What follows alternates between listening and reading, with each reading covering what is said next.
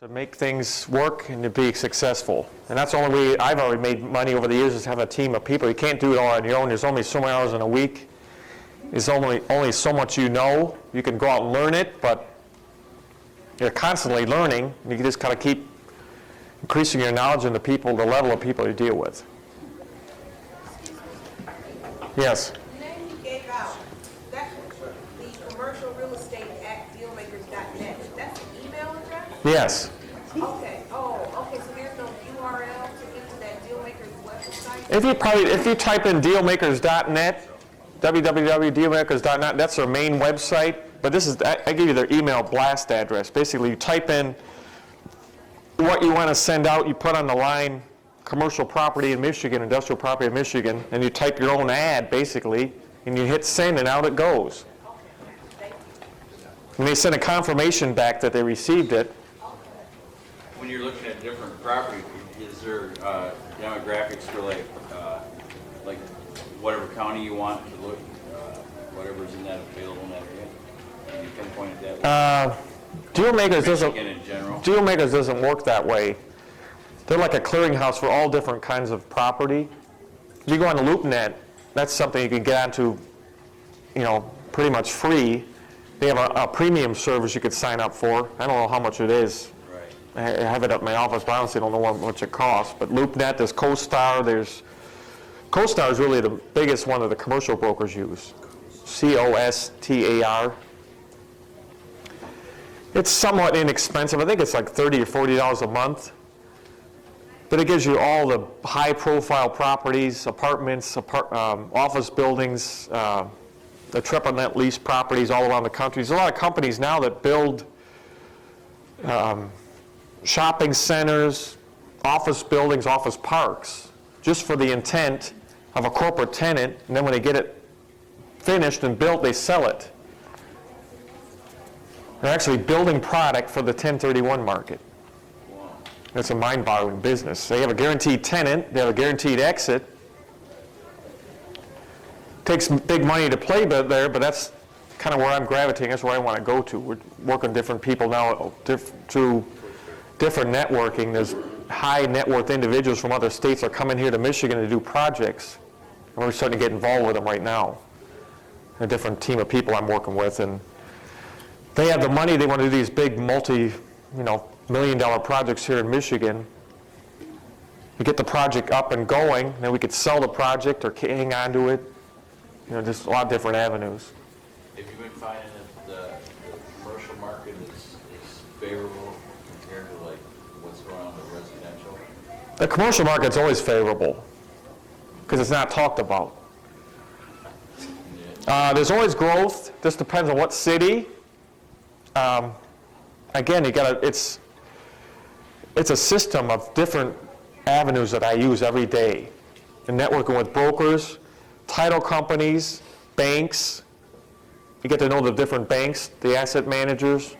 They know a lot of things about what's going on, new development. There's a handout that I have, Janik handout, and it's really where I've found a lot of deals over the years, starting out with my dad, is through the city officials. That's what I want to talk about right now. The city officials are very well-paid people, but they honestly, they're the pulse of the neighborhood. If you want to invest in Clawson or Berkeley or Birmingham or Royal Oak or Bloomfield or any other city, go up and down the corridor, those are the places you start with. I guess when Janet gets back in the room, we can hand this sheet out, but basically it talks about the different people that you need to know to develop a rapport with at the city. And then the biggest one I talk to once a week, his name is Tim Twing in Royal Oak. He's the senior planning director there in Royal Oak. I show up, Tim knows me, say, Tim, how's things going? What's the newest project? He'll pull the printout, roll it on the desk. Here's a new project going here. No one knows about these projects but the city. They're not public knowledge. There's no public hearing on them yet. Or there might be one public hearing on them, but there's probably 3 or 4 more to go. It might be in advanced stages.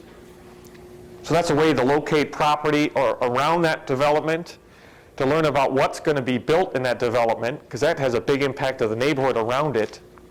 That's one of the things on my checklist here, is how to see the path of progress, how to understand where that city is going. There's a huge bonanza going on in Royal Oak now. If anyone here has been in Royal Oak, you'll see the change over the last 2 or 3 years. It's mind-boggling.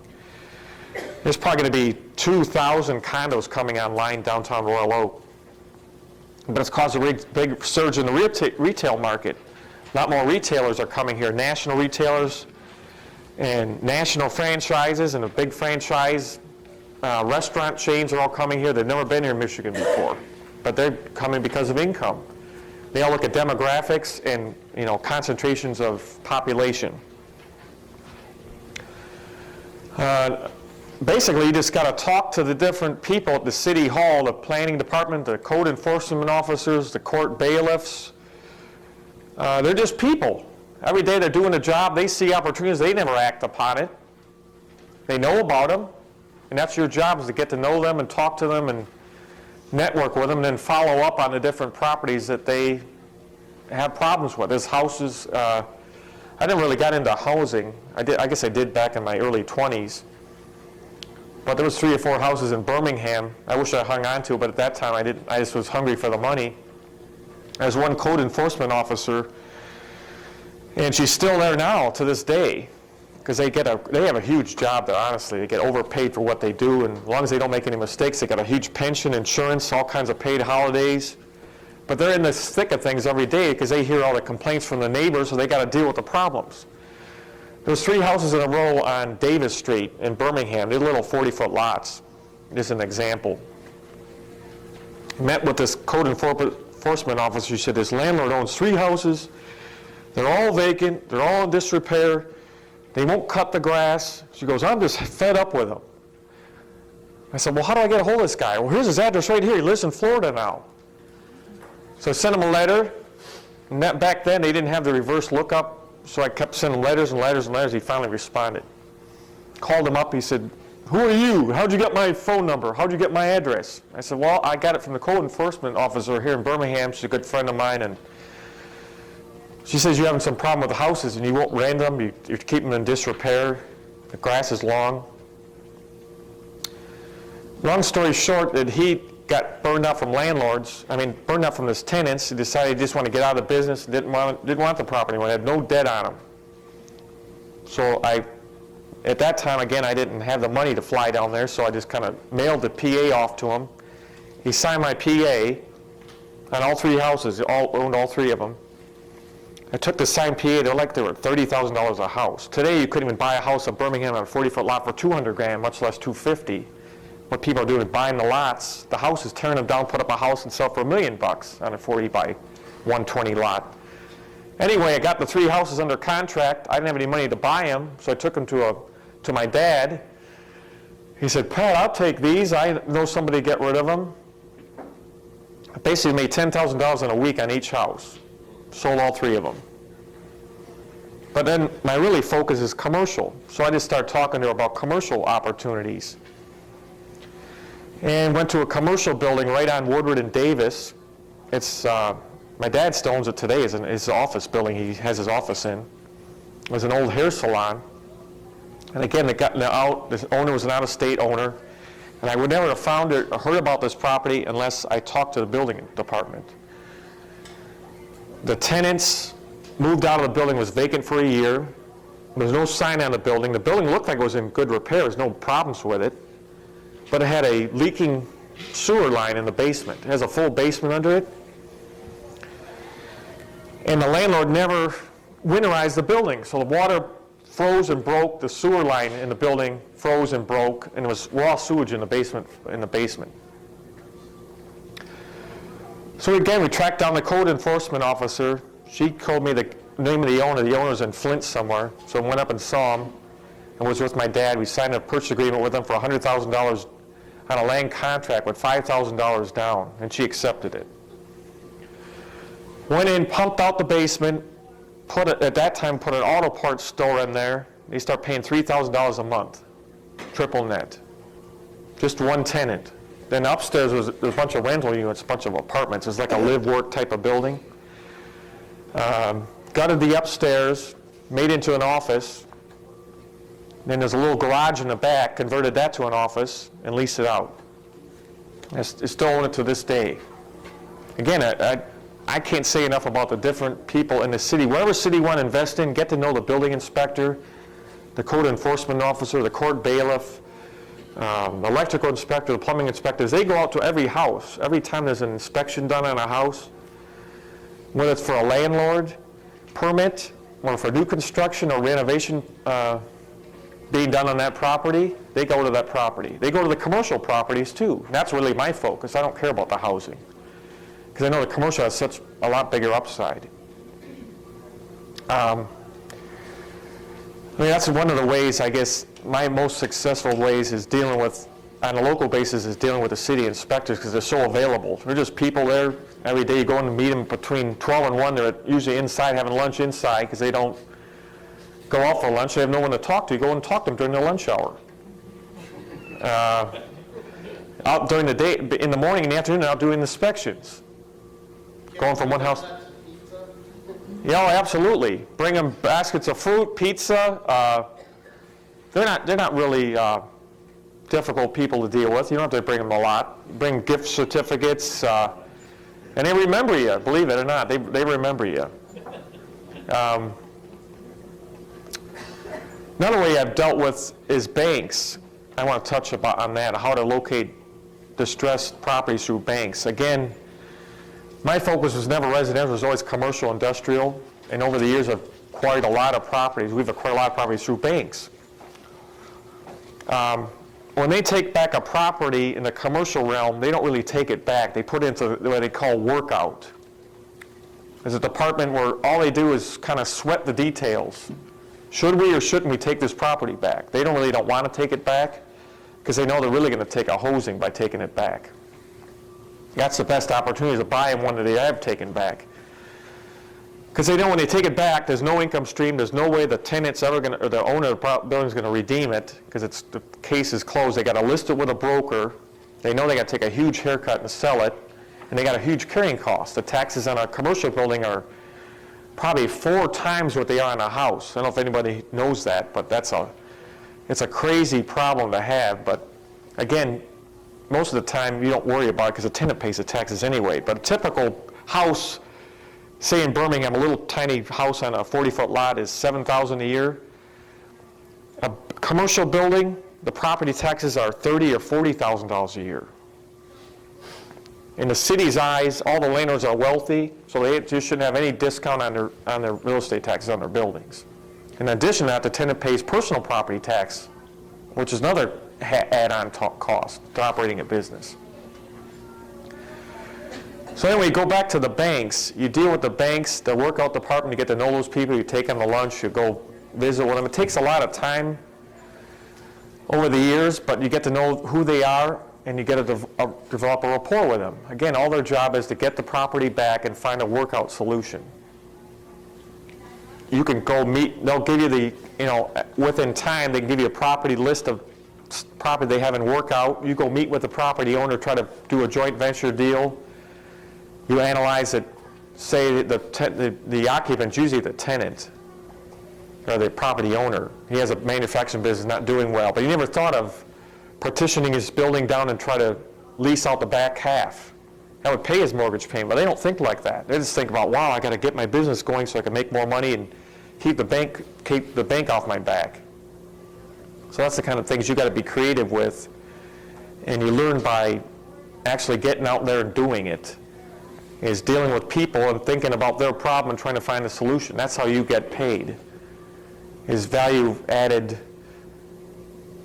what you bring to the table to help that person out. Whether you help the bank out by bringing the loan current, or just taking the loan out current, just buy the whole property from the bank. There's different opportunities. I don't know if everyone saw the sheet there, but basically those are the people I talked to at the city. But I want to talk about now is the people in the bank industry, that the asset managers and the workout department. These are people that they hide. The bank doesn't want to be bothered, but every bank has a bank workout department and a whole group of asset managers. They deal with all of the bad loans gone bad, bad industrial and commercial mortgages. A lot of banks don't have any, but a lot of them won't admit that they have any. So it's, again, your job to keep after the different banks. The bank, if you bank with LaSalle Bank or bank with Fifth Third Bank or Huntington Bank, they all have problem properties that they want to get off their books. You just go meet with them. Again, if you just develop a rapport, find the property.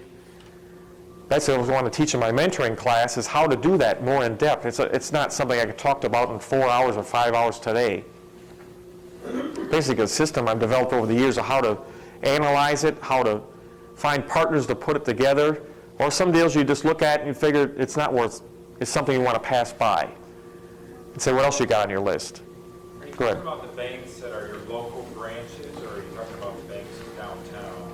No, local branches. The question was, is it talking about local banks or banks downtown? These are local branches. All the banks that are in the suburbs have maybe offices downtown, but their asset managers or their workout departments are usually based in the city or near the city that the branch is at. Do the banks also do short sales? Do the banks do short sales? In my opinion, they've never done that kind of deal. They do distress sales. They don't really deal with properties like a residential side. What you've got to come to the table with is strong financial strength.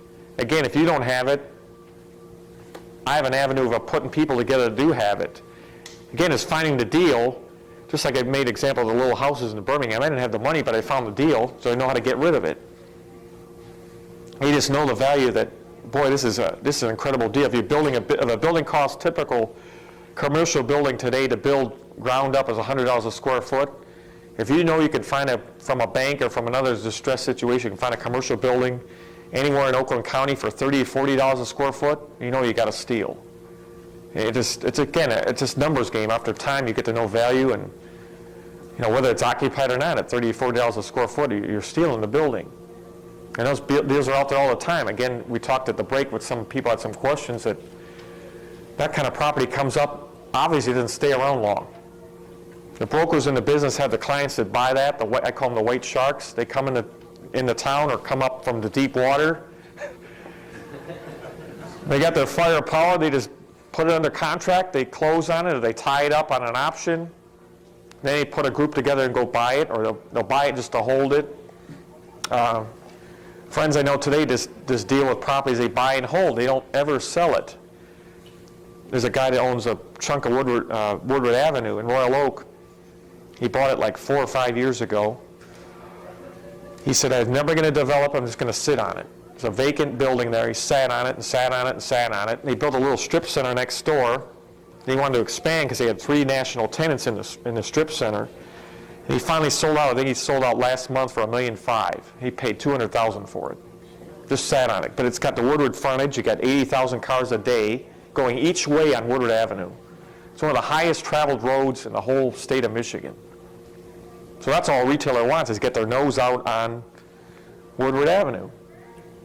So over the years, Woodward Avenue seemed expensive back in the 80s, but in the year 2006, it's like gold. Who knows what it'll be in 2012 or 15 as the cities keep growing, all the infill development, all the condos, the high-rises going on. That's basically just riding the wave of appreciating value of property. In the commercial world, it's so much stronger than residential. Residential house might go up 10% or 12%. A commercial building can go up 100% in 1 year. Because it's all driven by income side. A house is, a residential home is driven by the value of the house in the neighborhood. Say a residential house costs roughly $120 a square foot to build from the ground up, vertical cost, excluding your land cost. A commercial building has land cost. The land cost might be $40 a square foot for the dirt, and you might have $50,000 or $60,000 a cost for vertical cost because it's really a simple structure. But the income side really drives a commercial property up that it's worth $200 or $300 or $400 a square foot. Because you got the income side, the replacement cost, and the construction cost. The market value is all driven by the income in the commercial world, really, because that's what the bank looks at, and that's what you guys are going to be trained to look at, is look at the income side, or the income potential of a commercial property. That's where the payday is. Mark mentioned earlier about this building in Detroit. he had a source that found it, and he brought it to me, and I was evaluating, this is a quick analysis. It's 160,000 square foot. I think it was about $100,000 of back taxes, 25 grand is what we bought it for, 125 grand. We brought an investor in to do the repairs, but I just knew in my head, you can't even buy the building, much less put a parking lot in for 125 grand. It sits on 4 acres and has another 2 acres across the street that wasn't paid but it's already fenced. I said, you can't beat it. Again, that's the kind of value that once you hear about it, you just got to jump on it. You make a decision, you go with it. Put it together, get it under contract, go meet the owner, do whatever it takes because it won't be around long. And even if you've got an environmental issue, there's, again, we'll talk about it a little bit later, but there's ways to deal with that easily to ensure you're not at risk on that issue. But honestly, analyzing, I've talked of different ways of how to find property, but analyzing is not difficult. I've touched on a little bit, but really it's replacement cost. My construction background gives me a leg up, but really it's all it is a matter of multiplying. Typically, like I mentioned earlier, an industrial building costs between $60 to $100 a build. That's it, a square foot. The dirt's the biggest variable.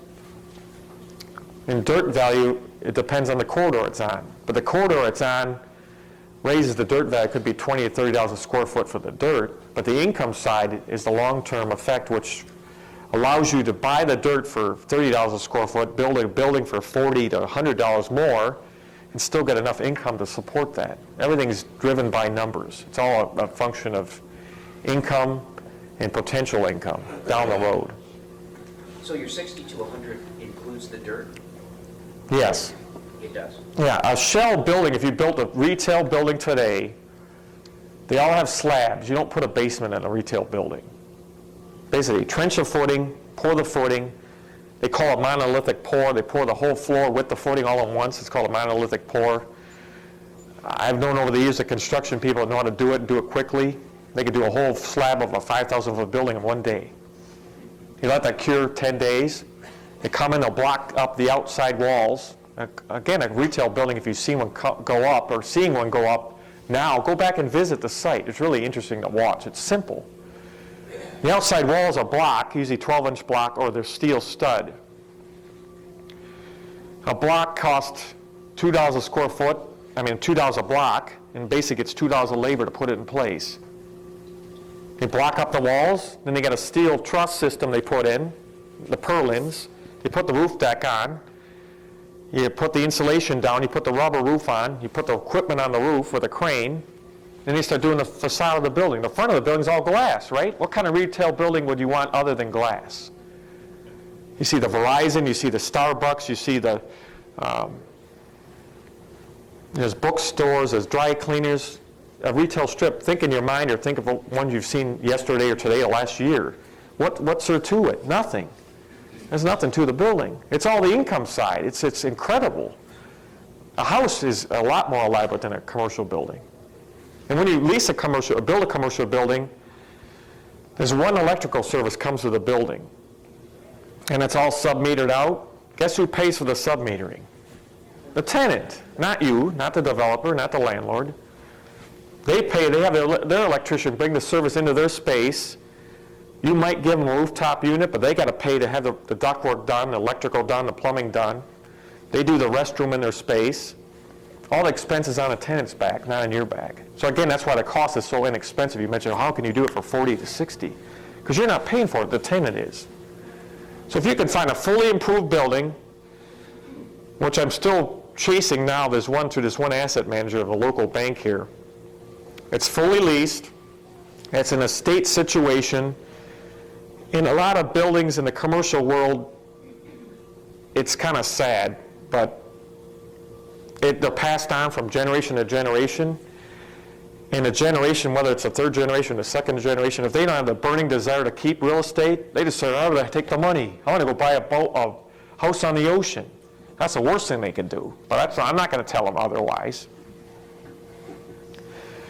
So a lot of things trade it like that very, very quickly. They just say, give me the cash. I just want to take the income and go. But the beauty of a commercial building, again, there's one I'm working with through the bank. They're trying to buy it. It's fully leased. But I just know the replacement cost in today's world. It's in a suburb of Oakland County.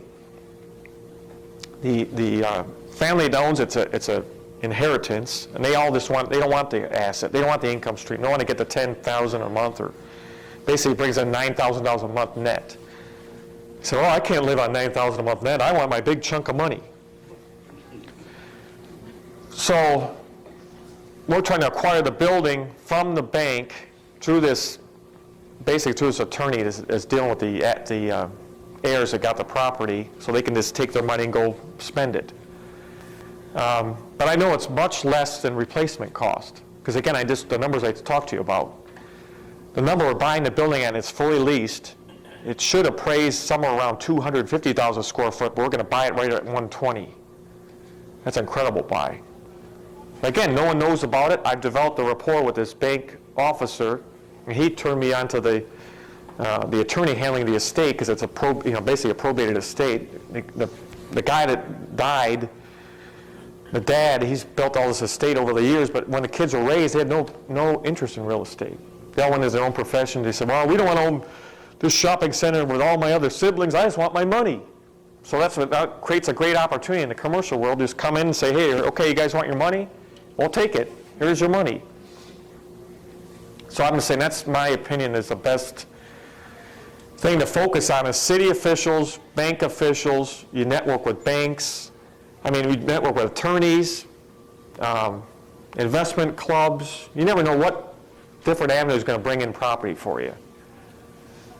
And just the simple things I talked about here give you an idea of the flavor for how to recognize the value, how to tie that thing up, and then try to either sell it or put a group together, a joint venture team together, and away you go. You can sell the property for if you just want the money and go on to something else, or keep it, refinance it. That's the biggest thing about commercial that I really enjoyed and I've loved over the years. You don't really have to sell the property because the tenant's paying the mortgage down on the property. The rents are going up. So on the bank side and the appraiser side, the building is going up in value. So you can always get an 80% loan-to-value loan on a commercial building, and the income's based not on what you make, but what the tenants pay. So over the years, rents go up no matter what people say. Oh, everything's trash, the economy's trash. That's all baloney. That just sells newspapers. There's always a big demand in commercial, retail. The market's always going up. The rents are always going up, whether you know it or not. Food's going up. People don't realize it. Lumber goes up. They took out of the CPI index. They took lumber out. They took fuel out. They took food out. So they said, well, CPI is only 4%. Not really. Not if you add in the real cost of living items that we deal with every day.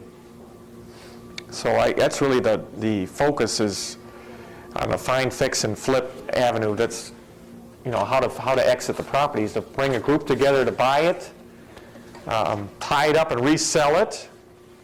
Oh, I have a question in the back. Yeah, who's going to be able to produce the best information as to the demographic shift, where you've got the father who passed away and then the family that needs to liquidate property? Other than a relationship one-on-one with the bank or the attorney, does anyone track that information? Your question was who can give you the best information on a demographic shift? Correct. Or if someone wants to sell an asset? Got nothing to do with demographics. Yeah, it's not demographics. That's just all people skills, basically, networking. You get to know, you just got to put the word out that you're looking for commercial, industrial investment opportunities.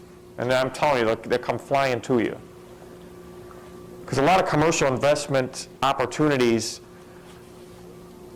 in my opinion, there's so much stuff out there, you got to analyze it. And there's three things that keep people from doing commercial property investment, in my opinion. It's a lack of knowledge, a fear because you don't have any confidence of what you're doing, and a lack of money. And I'm here to teach you the knowledge, and in my mentoring course for the whole year is going to really get into a lot of knowledge because I can't cover it all today, but I'm just going to touch on each of the different subjects. The fear, if you don't have the confidence to do it, if you've done it before, you're going to back off and say, well, I'll just go back to flipping houses or investing in homes. And I'm just here to tell you that commercial is so much better upside, is so much more flexibility of your income, what you can do with it after you acquire it, refinancing it, 1031s. I'm going to have a handout later on too about 1031s. where you don't legally have to pay any income tax or any capital gains tax on the asset once you acquire it and you go to sell it. It's all right in the tax code. Most people don't realize it. It's, oh, just pay the capital gains. It doesn't really apply a lot to the little homes. If you flip a house, you make 10 grand or 15 grand. But a commercial building, you can have a $500,000 or $1 million profit, and that's not abnormal. It's a big problem to chase. You go, wow, I got a 15% gain on $1 million. That's a $150,000 tax. Should I pay it or shouldn't I pay it? Well, legally, you don't have to pay it. So why pay it? Go ahead. You have a question? Okay. Okay, so in the commercial realm, you know, for the short sale, when you're trying to deal with a distressed property that the bank owns. So what, you just go in and negotiate? You're not doing a short sale, what are you doing? I mean, how do you, are you saying? I guess you got to define it. How I define a short sale is that the lender is willing to take a discount for immediate closing. Right, okay, so. what- Commercial's different. They don't really take a short, I guess it's a different way to decide. It's the same thing. They take a short sale, but what they really don't want to do is they don't want to take title to it. They want you to go work out with the property owner some kind of deal, and you come back to them. But I've purchased properties in the group I was in Ferndale, mind-boggling. This was a property, the building that, again, it was not on the market, heard about through a broker I knew. The next day, went and visited the building. It's 60-some thousand square feet. This is going to tie into the public adjuster upside. They're like gold, in my opinion. That's a real-life example. It's a building in Ferndale. Was through this broker, heard about it. He told me it's a pocket listing. Commercial brokers, like residential brokers, have pocket listings. They don't want to expose a commercial property to all the commercial world. If they know a buyer's going to, that they know has a wherewithal to buy a property and they can capture the whole 6%. Again, they're all commission driven. They just don't make $20,000 a year. They'll make $200,000 or $300,000 or $500,000 a year, all commission income. So what they do is carry these properties around in their pocket, and they network through all the different sources that they have to try to expose property to them. Well, this guy I found, honestly, was on a golf course. He started talking about commercial property. I go, oh, commercial broker? Yeah, I'm with, it was Turris Tasto at that time. He goes, I got this property in Ferndale, no one wants it. I've had it for 2 weeks. In the commercial, there is no MLS. There's CoStar now. There was nothing like that ever. There's always just a list of whatever the broker had he wanted to sell, and he talked about his buddy and other buddies, and that's how they sold property. A lot of it goes on that way today. Anyway, this property in Ferndale, he had exclusive control, was lender owned. The lender actually kicked the owner out, foreclosed, and they were going to auction the equipment off in the building.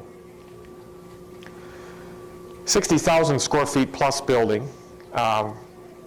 They kicked the tenant out. They were just in the process of auctioning off all the equipment at the bank's expense.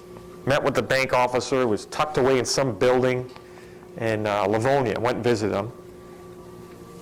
Brought him a couple business cards, and I said, here, any more properties like this, be sure to let me know. Brought him a little gift certificate. I don't know, it wasn't Friday, it was some restaurant, He started telling me all about the property. He said, how'd you hear about this? I said, well, from this broker over here. He goes, yeah, he's a good guy, but I'm really stressed about this property. I want to get it off my books. I said, okay, what's the deal on it? He said, well, the owner's been in it for a year. We had him in workout for a whole year, paid no payments on it. We didn't want to take it back because we know all it's going to do is cost us money. He's full of equipment. The building's full of equipment, all his machinery all bolted to the floor. Because we take it back, we got to take a haircut. We're going to sell the building at a discount. We're going to have to clean the building out. The roof leaks. We know we're going to put a new roof on. And then some of the equipment on the roof, the mechanical equipment doesn't work. We're going to have to replace that too. So we started negotiating with the guy. It was like $600,000, which is $10 a square foot for a building. That's incredible. Again, the bells start going off in my head. So again, I couldn't buy it, so I brought my dad with me. He got, by the end of the week, we met with him 2 or 3 at a time, we got him to $300,000 for the building. He put a new roof on, all new mechanical on the roof, all new mechanical equipment. They sold all the equipment off, broom cleaned it all, and left it empty. Then they had, back then there was no environmental issues, but they had some kind of a building report done, like they call an as-built plan. They hire an architect, they go in the building, they measure every nook and cranny of the building, all the dimensions from the floor to ceiling, and they give you a set of prints. That costs like $5,000. That was one of the things we acquired. Took title of the building. Again, I didn't have any money. My dad did. So he had a credit line. He has commercial buildings. He has credit lines on his commercial buildings, like a line of credit. You could write a check tomorrow for any amount of money because you have a line of credit on your commercial building, the equity in your commercial buildings. Bought the building, found another broker I know. I wasn't a broker then. I knew him up, and he said, Pat, I got a tenant moving from Detroit, and he's got to be in the suburbs. He's got to move in now. He's a florist, a wholesale florist. So they moved in, they started paying $20,000 a month rent immediately. They put coolers in the building and everything else. The next summer, this ties in with the public adjuster, we had a big storm. Part of the roof blew off. And the rain came in, it leaked down inside the office. It was office space upstairs because it was an industrial plant. It ruined the carpet, the walls. The insurance company was clamoring around, call them up, oh, we got a claim here. And they go, oh, well, we're going to send one of our adjusters out and they'll take care of you and they'll try. Mr. Winter, be sure to, be in the mindset to settle the claim right on the spot because we really want to take care of you. Okay. So I went there. I didn't know any better. Met with a guy and he goes, well, yeah, I see you got a lot of damage here. It's like $50,000. And, yeah, we probably should just, settle that right now. Kind of kept looking down. He had this paperwork out and he kept wanting me to sign this form to agree to it. And I said, no, I don't know. So I didn't know anything about it. I said, I mentioned to Mark. Mark goes, well, do you have a public adjuster? I go, what's a public adjuster? He goes, well, basically, there's someone that works on your behalf with the insurance company, but they're your agent. They work to your best interest. They read the policy, create a cost analysis of what that damage occurred at union scale wage to repair it, and then they get 10%, depends on the floating scale. In the industrial world, it's negotiable, but usually in housing, it's 10%. We paid this guy 8%, but he got us $370,000 instead of $50,000. So insurance pays. Subsequently, 2 years later, it was a very cold year. The whole building was sprinkled with a sprinkler system. Again, you have the full policy in place. Insurance policies, I don't know, $3,000 or $4,000 a year. At one end of the sprinkler system was near an outside wall. It wasn't heated. It was heated, but obviously not warm enough. The sprinkler system froze and broke. The sprinkler system has a 4-inch line coming into your building of water. It triggers that head. That head went off. Basically, it blew off that end of the pipe. It's a 2-inch pipe. So overnight, the water's running, and no one knew it was on. Lieutenant comes in the next day, there's water running into the door. He opens the overhead door, and there's a big lake of water comes running out. Again, called up the public adjuster. He went out there. Insurance company, once they get the public adjuster involved, they go, uh-oh. But again, they're hired for you. It's your benefit. The policy covers what it should be, cost to repair it, a normal course of events. If you hired it out to a union contract to do the work, to get done what should have been done, the damage caused from that event. That's what your policy is for. I didn't tell him the public adjuster was involved, first of all. I just want to play with him, see what he'd come up with. He goes, well, Pat, we evaluated it. Yeah, all you really got is a bunch of water in here. You could just kind of just send a company in and suck the water up, and the rest will just kind of flow out the building and be okay. It didn't do any structural damage. I said, what about the carpet? What about the upstairs office space? Well, that's not even occupied anyway. Well, here's $72,000. Can you sign this? No, I'll get back to you. So I got the public adjuster involved. They went back and forth. This time it took them like 2 or 3 months. I didn't even want to know what the number was till the end. And he came to me, and his name is Ron. He goes, I don't know if you want to take it or not, but I think I got him at 620.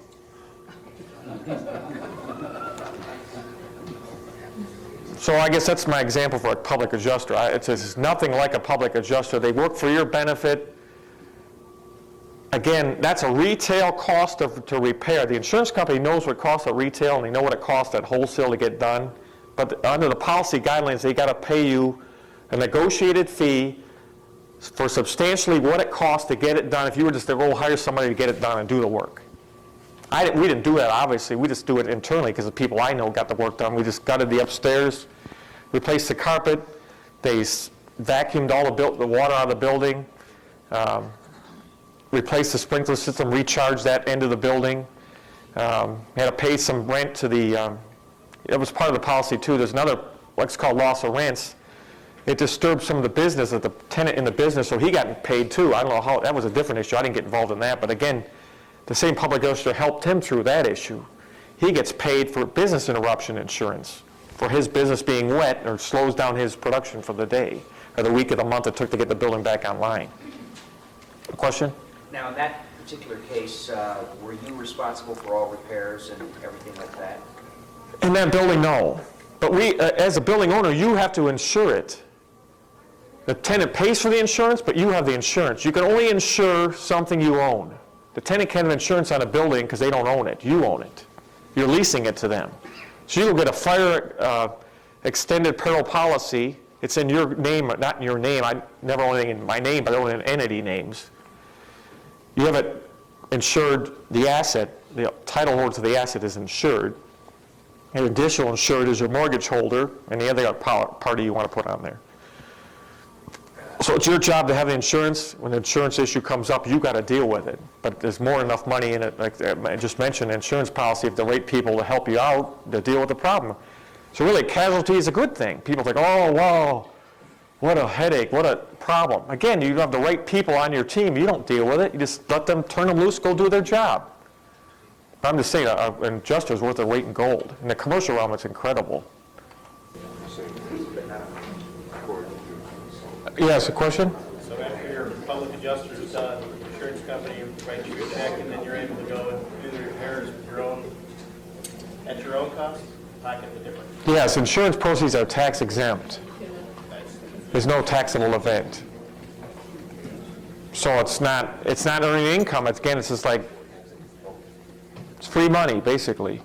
But again, if I didn't have a professional to help me through it, I would have settled on the first case for 50 and the second one for 70. Because the insurance company, they don't care. They're to minimize the claim process. Yeah, they're happy to take your premiums.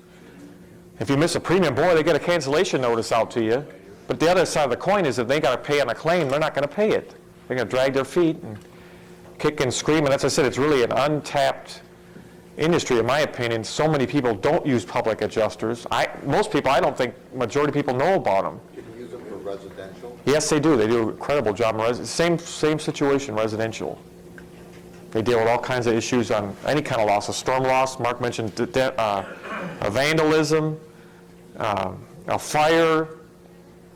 They have ALF too. I'm not sure of the term, but it's basically you had a loss in your house, you can't live in it. There's the housing expense for you to live somewhere else while your house is being renovated. That's in your policy. There's all kind.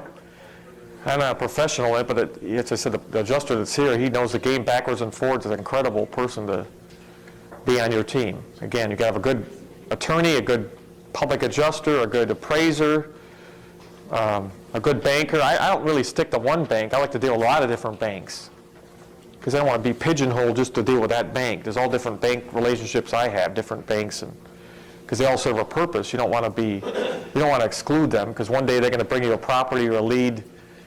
Just like I mentioned, this one banker that heard about this family just want to sell their asset. We just want to split it up, take the money, and go. We don't want the rental income. Yeah, my dad wanted it, but we don't want it. Okay, I'm not here to convince you otherwise. So. We're going to take one lunch break at 12. I'm going to start talking a little bit about, right now, the taxable value and how to fight your assessments to win. Once you acquire a building, and you actually close on it with yourself or your partner or your credit line or a mortgage or a hard money lender or however you acquire the property, I mentioned earlier about the tax ramifications on industrial and commercial buildings is the assessor really likes to assess things high because they don't really get contested. Even if you contest it every year, you got to fight it. But there's people in the business that you hire as a consultant, which you've done numerous times and with very much success over the years, is they fight the tax assessment for you. They fight fire with fire, basically. Just like a public adjuster fights for you on behalf of an insurance claim, these guys fight the tax assessor on the assessment of a property. There could be a difference between $50,000 or $100,000 of tax. Again, some of the buildings you fight, whether you pay the tax or not, because it's going to the tenant anyway, the tenant's paying the tax, but other buildings, you're either holding a building for a certain purpose, or with some office components, sometimes office buildings, you don't charge a tax to the tenant. It's a gross lease. A lot of office buildings are gross, modified gross, where the tenant pays rent plus a 10% overage, basically, for a space they don't occupy. It tries to go through the overhead cost of the hallways and maintenance. And they might pay utilities or gas and electric and their phone, or a number of that number.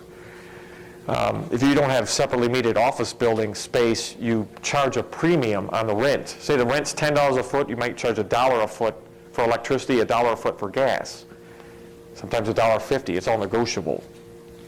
But going back to how to deal with a tax assessment, the assessor comes in, they'll spike it all the way up because they know most people don't fight it. The residential realm's different. All the residential people beat a path down there. I'm not paying a tax increase on my house. I didn't do any renovation, and proposal A really saved the day, for the residential people, everyone that lives in a house. But the commercial realm has no benefit like that. The tax game is wide open. It's like the wide open west. Whatever the assessor wants to charge, he can charge and get away with it. So you hire these tax assessment expert. Basically, they analyze the income stream, what buildings are selling for in the area or in the city, and whatever they save you, again, it's negotiable, but usually it's 30% of what they save you they get. So if they save you 30 grand, you pay them 10. So what? You save 20 grand in taxes. It's that huge some days on different properties. Yeah, question? Is that their actual title like, or what? Tax assessors? Well, most management companies, professional office management companies, have a division. Colliers does, Signature does, Grubb Ellis does, and there's a bean counter. Basically, the guy's background is a CPA. He might have worked for the city. Most assessors in the cities, from my experience, even though the state law says they can't charge you or assess your property more than it's worth, they don't care. Their job is to bring more money to that city, no matter what it takes. So they'll spike it way high and figure, okay, let's see, how many people are going to fight my assessment? Not many. Or they'll come in with a weak fight. Some landlord might send his property manager in, a property management company, and they'll come in and they'll say, okay, well, here's my rental income, here's what the market is in the neighborhood, and they'll submit this data to the property assessment division. They'll say, well, that's not enough data. This is not good enough. We declined to lower your assessment. Then the manager says, oh, I gave up. I tried, Joe. I went down there. It didn't work.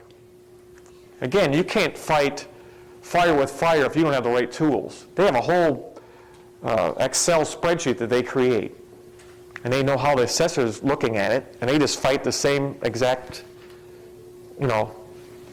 image. That's how they get the results. And that's another person well worth their time, well worth their expense. They don't work for any money up front. They're success-based. You go in, you bring your data in.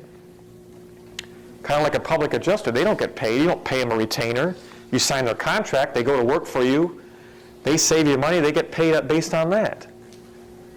Where do you find them again? Mostly all the professional property managers. Again, that's another thing that really, I stressed to you. I sent a magazine around. There's a free magazine you subscribe to. I really recommend you do it. It talks about all the commercial stuff going on in this area, all the deals that are happening, the buildings are being sold. I think it's commercial. Pardon me? They have a title, these people? A title? Yeah. Like Las Vegas? No, the title for the people that fight the Tax assessment expert. basically a tax assessment or appeal department. It's under the property management division, again, of each major property management company has one. Or they have an affiliate they'll send out, an outside contractor that does it. I know Collier's is a national firm, they have them. Pat, can somebody read off that magazine or? Sure, it's here somewhere, I don't know, I passed Called it. Buy Lease Magazine, but they said if the subscription was $18 a year. No, You think it's free? it's free, They'll send it to you? yes. Okay. That's just a newsstand price. I got the number from them on the back. It's 1-800-633-0790. 1-800-633-0790. Okay.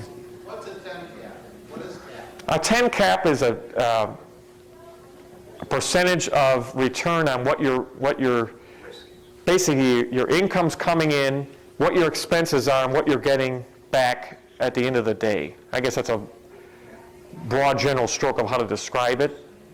Excluding your debt service. Right, but I don't really look at things like that because, again, that's, my opinion, those are institutional buyers or 1031 buyers that have a big problem to solve. They have I don't know, 1,000 acres of land, or they had, a 200-unit apartment complex. They've owned it for years, they appreciate it for years, 6 or 7 or 8 or 10 times.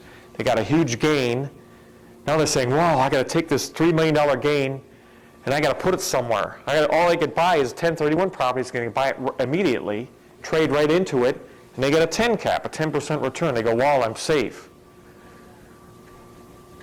So a 10 cap is a 10% return? Basically, that's a good way to put it, 10%. Minus expenses? Yes. I mean, Bob could be more thorough than that, but that's basically an overview of how you view a return. I mean, it's really, you can get into a lot of calculations and, as I said, I guess really never got into that realm of investing because to me that's municipal money or pension fund money. That's what they buy. That's what they focus on buying. They'll buy 15 Starbucks. They'll buy a package of 30 Wendy's restaurants all over the country. They just sit. They wait 7 years, and then they roll it over into another property. They'll take all the gain on that 7 years, because those Wendy's go up, the rents go up. They sell more hamburgers or more fajita sandwiches now. So the rents go up, the demographics go up, the cost to build a new Wendy's goes up, so that property raises in value. Every 7 years, typically, these big buyers, they turn it. They'll sell it. They maybe have 20 Wendy's. They'll sell it to make a $12 million profit. They'll take that $12 million profit and they'll put that $12 million plus the money they had in they first started with, maybe $5 or $6 million, and move it into another group of 1031 properties. Maybe 100, standalone Starbucks stores. Go ahead, question? So obviously it's best if you have a vacancy, you increase the value if you bring in a higher credit tenant. Absolutely. That's always the game. How do you find the highest credit tenants that are out there? You don't. Again, that's why you get the best brokers. I'm a broker, but I don't know the retail world. I wouldn't want to try it. It's like a surgeon. You don't. There's a lot of different surgeons out there, but if you need a heart surgeon, you're not going to hire a podiatrist. You hire a person that deals with retail. And they work hard for the money, and I don't never discount their money, what they're going to get paid. But they they go to all these national events with all the national retail chains. They have one in Las Vegas, they have one down in Florida. It's incredible. I mean, probably 300,000-400,000 people go. And they fill up all the different casinos, and they have these big, setups, elaborate food displays. They spend hundreds of thousands of dollars a minute when they're out there. And it's all about money. I guess the talk on the next step is here. I really talked a little bit about already is income upside. Your value as a real estate or developer or investor, I want to teach you always to think both ways. Don't ever think that I'm just going to be an investor. Keep your horizons open. You could be an investor too or a developer. Because a lot of people, the upside of a property, again in the commercial realm, is as things change over time, even in a 5-year period or 10-year period, which is not long, as you can see, time flies like that in the life we're living here. A commercial corridor that you might own a property on might be a highest and best use today, might be a little standalone mom and pop dress shop.